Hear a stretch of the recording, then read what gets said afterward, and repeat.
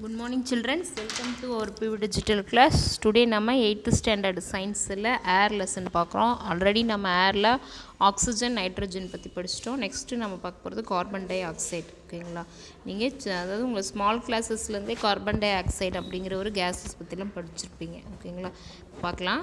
Carbon dioxide is a chemical compound. Actually நைட்ரஜன்லாம் பார்க்கும்போது it's single element O2 N2 அப்படிங்கிறது. ஆனால் carbon di oxide அப்படிங்கும்போது இது ஒரு காம்பவுண்டாக இருக்குது. அதாவது ஒரு கார்பன் மூலக்கூறும் ரெண்டு ஆக்சிஜன் மூலக்கூறும் சேர்ந்தது தான் carbon dioxide. Which one carbon and two பார்க்கலாம். Carbon dioxide is a chemical compound in which one carbon and two oxygen atoms இதில் இருக்குது are bonded together. It is a gas at room temperature. It is represented by the formula carbon dioxide CO2 அப்படிங்கிறது தான் இதனுடைய formula. ஓகேங்களா, it is found in the earth atmosphere and it sent back to the solar energy which is reflected by the surface of the earth to make it possible for living organisms to survive. அதாவது carbon dioxide இல்லைனாலும் living organisms வந்து survive பண்ணுறது கஷ்டம்தான். ஏன்னா plans வந்து carbon di oxide எடுத்துக்கிட்டு தான் என்ன பண்ணுது, கார்போஹைட்ரேட் மூலக்கூறுகளை தயார் பண்ணுது ஃபோட்டோசிந்தசிஸ். அப்போ when carbon dioxide accumulates more in the atmosphere produces harmful effect. அதாவது கார்பன் டை ஆக்சைடு லெவல் வந்து அதிகமாகும் போது அட்மாஸ்பியரில் அதிகமாகும் போது ஹார்ம்ஃபுல் எஃபெக்ட்ஸ் எல்லாம் தீய விளைவுகள்லாம் ஏற்படும் அப்படிங்கிறாங்க. ரிசன் நம்ம நெக்ஸ்ட் பார்க்கலாம். Occurrence of carbon dioxide பார்க்கலாம். Carbon dioxide is present in air to the extent of about 0.03% தான் இருக்குது. அதாவது ஏரில் பார்க்கும்போது 0.03% தான் கார்பன் டை ஆக்சைடு இருக்குது அப்படிங்கிறாங்க. அதனோட value. It is evolved by the plants and animals during respiration and is produced during fermentation reaction. Much of the naturally occurring carbon dioxide is emitted from the magma through volcanoes. Carbon dioxide may also originate from the biodegradation of oil and gases. Carbon dioxide emitted by human upset the natural balance of the carbon cycle. அதாவது carbon di oxide எப்படி வந்து அட்மாஸ்பியருக்கு வருதுன்னு போகும்போது plants and animals respiration பண்ணுறதுனாலையும், அடுத்தது producing fermentation reaction அப்படின்னா நொதித்தல் மூலமாகவும், அடுத்தது naturally occurring carbon dioxide is emitted. நேச்சுரலாக எப்படி வெளியே வருது அப்படின்னு பார்க்கும்போது மேக்மா, அதாவது இந்த வல்கனோஸ்லாம் எரிமலை வெடிப்புக்கெலாம் வருதுல்ல, அப்போ கார்பன் டை ஆக்சைடு ரிலீஸ் ஆகுது. அது மட்டும் இல்லாத பயோடிகிரேடேஷன் இயற்கை சிதைவுகளையும் என்ன பண்ணுறாங்க, கார்பன் டை ஆக்சைடு வெளிவருது. இயற்கை சிதைவாக ஆயில் கேஸஸில் வருது. அடுத்தது மனிதர்களால் ஹியூமன் பீயிங்ஸ்னாலேயும் கார்பன் டை ஆக்சைடு லெவலில் அட்மாஸ்பியரிக்கில் டெம்பரேச்சர் அதிகமாகுது அப்படிங்கிறாங்க. Next carbon dioxide emitted by human upset the natural balance of the carbon dioxide. Man-made carbon dioxide in the atmosphere has increased global temperature. அதாவது மனுஷர்களால் ஏற்படுற கார்பன் டை ஆக்சைடு இன்க்ரீஸ் ஆகுதுல என்ன ஆகுதுன்னா குளோபல் டெம்பரேச்சர் அதிகமாகுதுங்கிறாங்க. Global temperature mean அதாவது உலகத்தோட வெப்பநிலை அதிகமாகுது அப்படிங்கிறாங்க. Global carbon cycle the extra carbon dioxide is cumulative because the natural carbon exchange cannot absorb all the additional carbon dioxide. Carbon டை ஆக்சைடோட லெவல் வந்து அட்மாஸ்பியரில் அதிகமாகும் போது நேச்சுரலாக அட்மாஸ்பியரில் அதாவது இயற்கையில் அப்சர்வ் ஆக வேண்டிய கார்பன் டை ஆக்சைடு என்ன பண்ண முடியாது, அடிஷ்னலாக இருக்கிற கார்பன் டை ஆக்சைடை அப்சர்வ் பண்ண முடியாது. அதாவது பிளான்ட்ஸ் அப்சர்வ் பண்ணிவிட்டு ஆக்சிஜனை வெளிவிடுது அப்படிங்கிறோம். அதாவது கார்பன் டை ஆக்சைடு லெவல் அதிகமாகுது, அது வந்து பண்ண முடியாது. ஓகேங்களா, next physical properties of carbon dioxide. Carbon டை ஆக்சைடுடைய இயற்பியல் தன்மை பார்க்கும்போது கார்பன் டை ஆக்சைடு ஒரு கலர்லெஸ் ஓடோர்லெஸ் கேஸ், அதாவது நிறமற்ற வாசனையற்ற ஒரு வாயு மூலக்கூறு. It is heavier than air, அதாவது காற்றில் அது ரொம்ப கனமான ஒரு வாயு. It does not support combustion, எரிதலுக்கு துணை புரிவதில்லை. It is fairly soluble in water and turns blue litmus slightly red, so it is acidic in nature. அதாவது இது வந்து நீரில் கரையும் தன்மை கூடியது. லிட்மஸ் தாள் அதாவது ப்ளூ லிட்மஸ் தாளை ரெட் கலராக மாற்றும். அதாவது அசிடிக் நேச்சர், அதாவது அமிலத்தன்மை கொண்டது. It can easily B liquefied under high pressure. அதிக அழுத்தம் கொடுக்கும்போது என்ன பண்ணலாம், கார்பன் டை ஆக்சைடை லிக்விடாக மாற்றலாம். அண்ட் கேன் பி சால்டிஃபைடு, சாலிடாகவும் மாற்ற முடியும். The solid form carbon dioxide என்ன சொல்கிறாங்கன்னா ட்ரை ஐஸ் அப்படிங்கிறாங்க. Which undergoes sublimation. அதாவது நேரடியாக என்ன ஆயிரும், ஐஸு பதங்கமாகுதல் முறையில் இந்த ட்ரை ஐஸு லிக்விடாக மாறாமல் திரும்பவும் வாயுவாக மாறிடும். The process of conversion of solid into vapor without reaching liquid state is called sublimation. அதாவது சாலிடு ஸ்ட்ரெயிட்டாக வேப்பராக மாறுது என்னன்னு சொல்கிறாங்க, சப்ளிமேஷனுங்கிறாங்க. பதங்க மாதிரி இது பற்றிலாம் நம்ம ஆல்ரெடி படிச்சிருக்கோம். நெக்ஸ்ட்டு பார்க்கும்போது chemical properties of carbon dioxide பார்க்குறோம். இயற்பியல் ப்ராப்பர்ட்டிஸ் பார்த்தோம். அடுத்தது கெமிக்கல் ப்ராப்பர்ட்டிஸ். இயற்பியல் ப்ராப்பர்ட்டிஸில் என்னென்ன பார்த்தோம், colourless odorless gas, heavier than air, it support combustion, fairly soluble, blue litmus வந்து ரெட் கலராக மாற்றும், அசிடிக் நேச்சரு, லிக்விஃபைடாக சால்டிஃபைடாக மாற்றுறது வந்து ட்ரை ஐஸ். ஓகேங்களா. Next carbon chemical properties of carbon dioxide. Combustibility அப்படின்னா எரியக்கூடிய தன்மை. இதுக்கு எரியக்கூடிய தன்மை கிடையாது. It is non combustible gas and not a supporter of combustion. Second point பாருங்கள், ரியாக்ஷன் வித் மெட்டல்ஸ். மெட்டல்ஸோட எப்படி ரியாக்ட் ஆகுதுன்னு பார்க்கும்போது lighter metals like sodium, potassium and calcium combine with carbon dioxide to form corresponding carbonates, whereas magnesium gives it oxides and carbon. அதாவது sodium, potassium, calcium கம்பைன்ஸோட இதனோட carbon dioxide சேர்ந்து அதனுடைய கார்பனேட்ஸை கொடுக்குது, ஆக்சைடை வெளியே விடுதுங்கிறாங்க. ஓகேங்களா.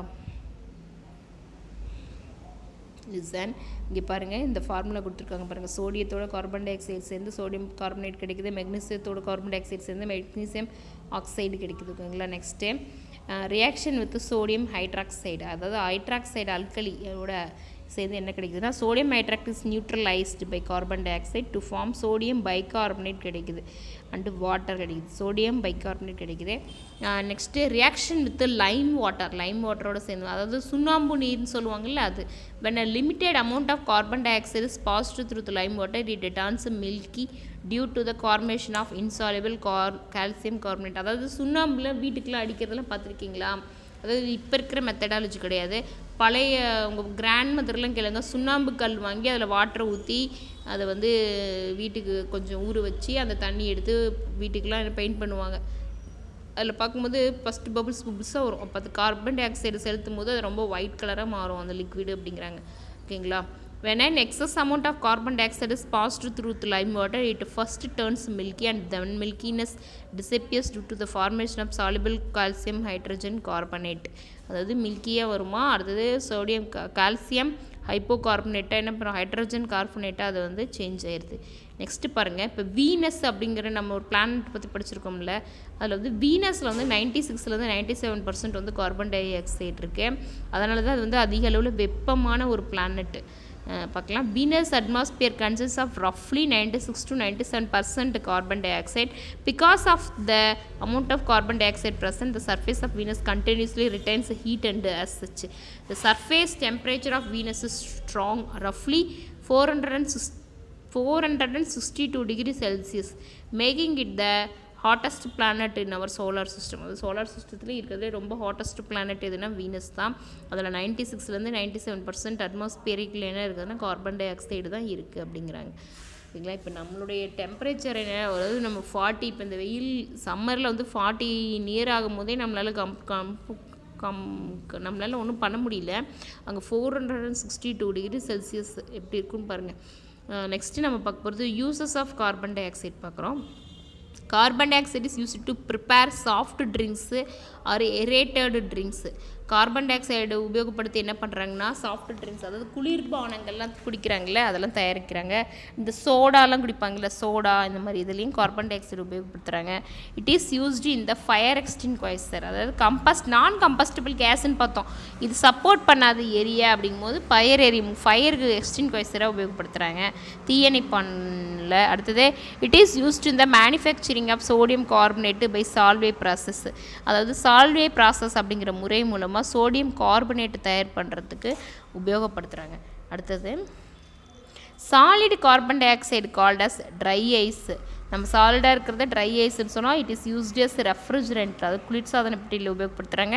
த gas is so cold that moisture in the air condenses on it creating a dense fog which is used in stage shows and movie effect. இந்த gas வந்து cold that moisture in air, அதாவது ஏர்லேயே இது வந்து ரொம்ப குளிர்ச்சியை உருவாக்குங்கிறாங்க. Creating ஏ tense fog, அதாவது புகை மண்டலம் மாதிரிலாம் உருவாக்குறதுக்கும் கார்பன் டை ஆக்சைடை உபயோகப்படுத்துகிறாங்க. It is used along with ammonia இந்த manufacture of fertiliser like urea, அதாவது அம்மோனியா யூரியா தயாரிக்கிறதுல உபயோகப்படுத்துகிறாங்க. அடுத்தது carbon dioxide can be used in the preservation of food grains fruits etcetera. Food grains fruits எல்லாம் வந்து ப்ரிசர்வ் படுத்துறதுக்கும் கார்பன் டை ஆக்சைடை உபயோகப்படுத்துகிறாங்க. இதுதான் பாருங்கள் சாலிட் கார்பன் டை ஆக்சைடு அப்படிங்கிறது. Next aerated water is nothing but, aerated வாட்டர்னு என்னென்னா carbon dioxide dissolved in water under pressure, this is also called soda water. நம்ம சோடான்னு சொல்லி குடிப்பாங்கல்ல, அதுதான் ஏரேட்டட் வாட்டர். அதாவது கார்பன் டை ஆக்சைடை அந்த வாட்டரில் டிசால்வ் பண்ணியிருக்காங்க, கரைச்சிருக்காங்க. க்ரீன், அதாவது அதிக அளவு ப்ரெஷர் கொடுத்து. க்ரீன் ஹவுஸ் எஃபெக்ட் நெக்ஸ்ட்டு நம்ம பார்க்க போகிறது. இந்த டாபிக் உங்களுக்கு எக்ஸாமுக்கு இருக்குது, இதில் நிறைய கொஷின்ஸ்லாம் இருக்குது, லிசன் பண்ணுங்கள். Green house effect and global warming, அதாவது நம்ம புவியோடைய வெப்பத்தை அதிகப்படுத்துறதுனால என்னெல்லாம் எஃபெக்ட் நடக்குது அப்படிங்கிறத இந்த லெசனில் பார்க்க போகிறோம். Next the solar radiation is absorbed by the surface of land and ocean. It turns they release infrared radiation or heat into the atmosphere. Certain gases molecules present in the atmosphere absorb the infrared, அதாவது solar radiation அந்த சூரிய ஒளியிலேருந்து அதிக அளவில் infrared gases, infrared ரேசஸ்லாம் வருது.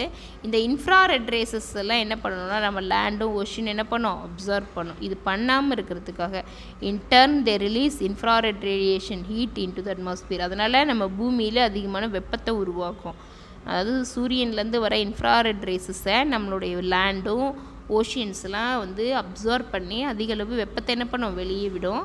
இது நடக்காமல் இருக்கிறதுக்கு என்னென்னா, அதாவது அட்மாஸ்பியரிக்கில் இருக்கிற கேஸஸ் என்ன பண்ணுதுன்னா இன்ஃப்ராரெட் ரேசஸ் என்ன பண்ணுது,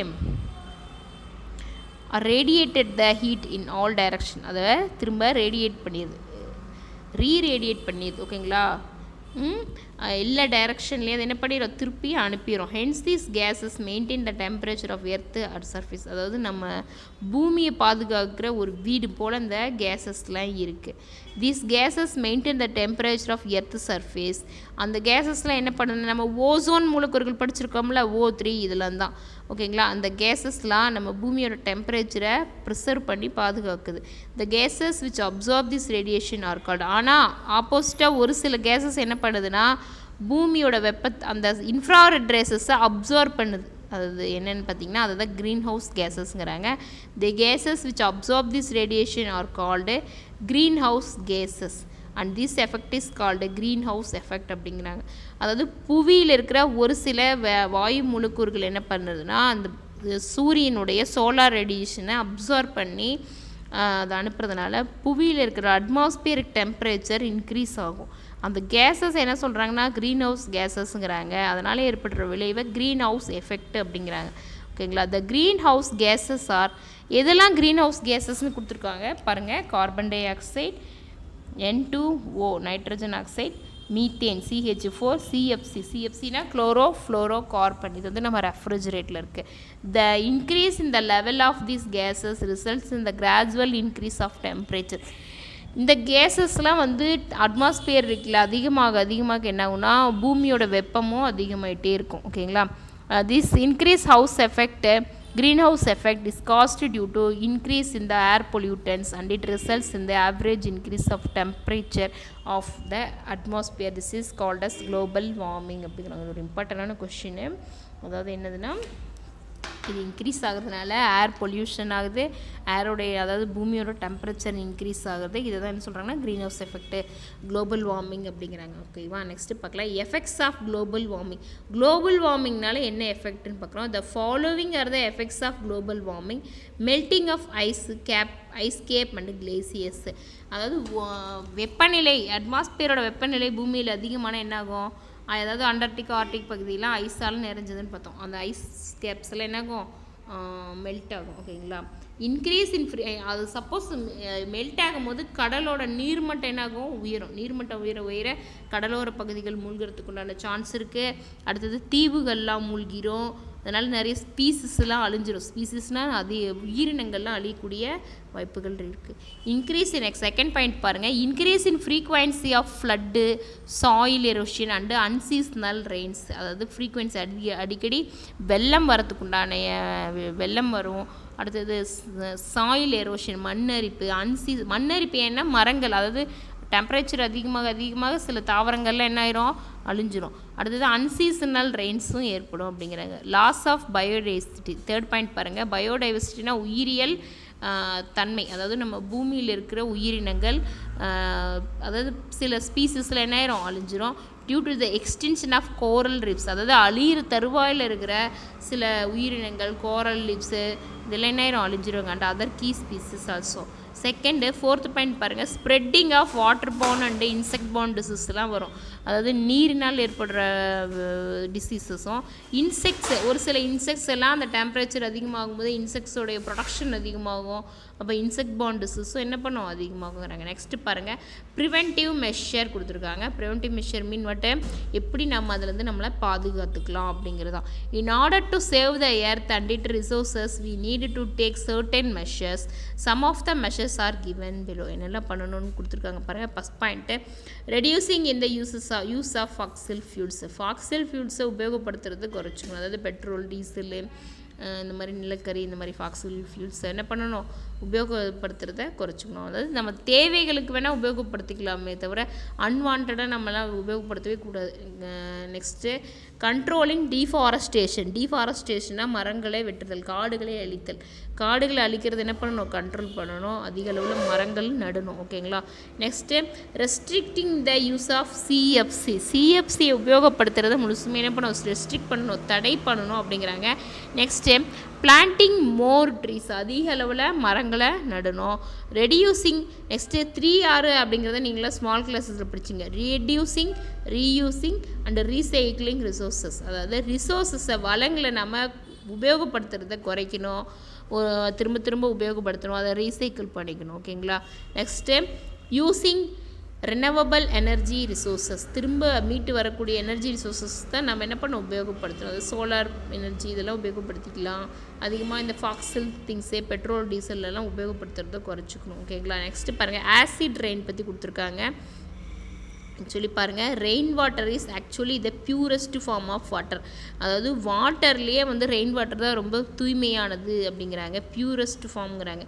however pollutants such as oxides of nitrogen, N2O3, NO2 and sulfur, SO2, SO3 in the air released by factories, burning fossils fuels, eruption of volcanoes, etc. dissolved in rainwater and form nitric acid and sulfuric acid, which adds up to acidity of rainwater, hence it result in acid rain. அதாவது நம்மளுடைய rain water தான் H2O அப்படிங்கிறது தான் இருக்கிறதுலே வாட்டரில் pure அப்படிங்கிறாங்க. ஆனால் pollution அதிகமாகிறதுனால என்னதுன்னா அதனோட ஆக்சைட்ஸு சேர்ந்து நைட்ரஜன் ஆக்சைடு, சல்ஃபர் ஆக்சைடெலாம் சேர்றதுனால அதனுடைய அசிடிக் தன்மை அதிகமாகும் அப்படிங்கிறாங்க. அமிலத்தன்மை உள்ள மழை பெய்யறதுக்கு வாய்ப்பு இருக்குது. இந்த கேஸஸில் எதில் வெளியேறுது, ஃபேக்ட்ரிஸில் நம்ம பர்னிங் பண்ணுறதுல, ஃபியூல்ஸ் பர்னிங் பண்ணும்போதும், எரிப்ஷன் ஆஃப் வல்கனோஸ்னாலையும் வெளியே வருது. இதனால் ஆசிட் ரெயின் உருவாகிறதுக்கு சான்ஸ் இருக்குது. இங்கே பாருங்கள், ஒரு பிக்சர்ஸ் கொடுத்துருக்காங்க. பிறகு H2O வாட்டர், அதாவது ஃபேக்ட்ரிஸ்லேருந்து NO2, SO2 போகுது, அது ஸ்ட்ரெயிட்டாக மேகத்தில் போய் மேகத்தோட வாட்டரோட வினை புரிஞ்சு நமக்கு என்ன கிடைக்குதுன்னா H2SO4, அதாவது ஆசிட், HNO3 அப்படின்னா ஆசிட் ரெயின் நமக்கு உருவாகுது. அந்த ஆசிட் ரெயின் அந்த இடத்துல மழை பெய்யறதுனால என்ன ஆகுதுன்னு பாருங்கள், ட்ரீஸ் கில்லுடு பை ஆசிட் ரெயின். அதாவது நம்ம வாட்டர் போட்டால் தண்ணி ஊற்றுறதுனால, மழை பெய்யறதுனால தாவரங்கள் நல்லா வளரும் அப்படின்னு தான் நம்ம படிச்சிருக்கோம், நம்மளும் தெரிஞ்சிருக்கோம். ஆனால் இந்த மாதிரி மழை பெய்யறதுனால பிளான்ட்ஸ் எல்லாம் என்ன ஆயிரும், இறந்துடும். ஓகேங்களா. Next, acid rain has pH less than 5.6. ஓகேவா. நெக்ஸ்ட்டு, வாட்டருக்கெலாம் pH அப்படிங்கிறதுலாம் வந்து ஒவ்வொரு இடத்துலையும் மெஷர் பண்ணுவாங்க.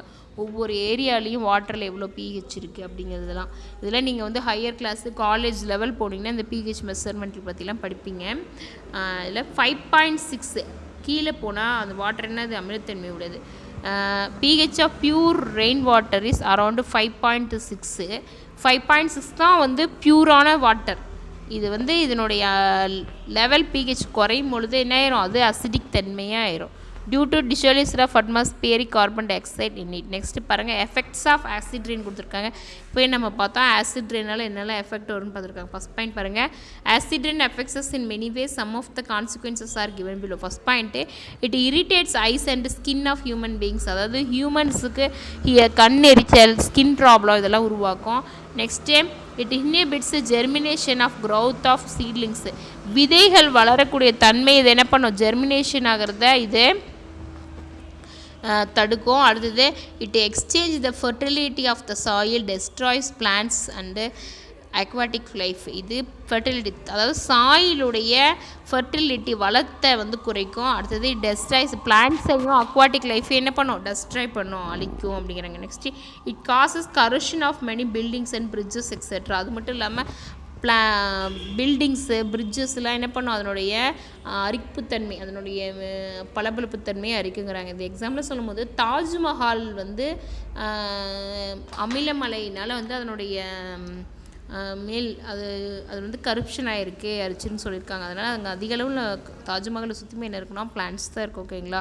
நெக்ஸ்ட்டு பாருங்கள் ப்ரிவென்டிவ் மெஷர் கொடுத்துருக்காங்க. Acid rain and it effects can be controlled by the following ways. இது எப்படி வந்து கண்ட்ரோல் பண்ணணும் அப்படின்னு கொடுத்துருக்காங்க. ஃபஸ்ட் பாயிண்ட் பாருங்கள், minimising the usage of fossil fuels such as petrol, diesel etcetera. Petrol டீசலை நம்ம உபயோகப்படுத்துறது குறைக்கணும். Using CNG compressed gas, natural கேஸை அதிகமாக உபயோகப்படுத்தலாம். Using non conventional sources of energy, அதாவது அதர் எனர்ஜிஸை நம்ம உபயோகப்படுத்தலாம். அதாவது இந்த சோலார் எனர்ஜி இதெல்லாம் நம்ம உபயோகப்படுத்தலாம்.